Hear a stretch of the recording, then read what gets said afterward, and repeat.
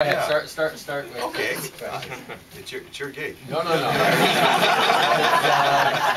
I'm not here to try and drum up support. I'm not here to try and prove to you that I have all the answers. I'm here to demonstrate that I'm looking for answers, and I know you guys have answers. So I'm glad to hear some of the questions, Okay, but great. so you can get to know me a little bit better. But I Sure. do want to hear your. Okay, great.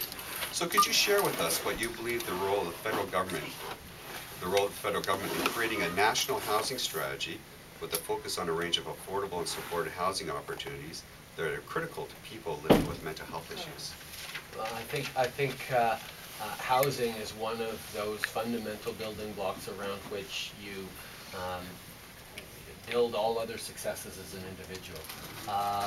In my riding of Papineau, where there are significant economic challenges, it's not just people living with disabilities who face housing challenges, although they certainly face significant challenges.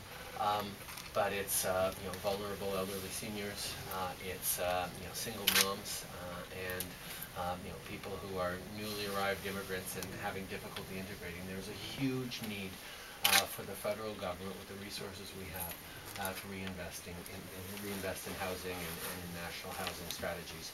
We're one of the only OECD countries in the world that doesn't have a national housing strategy.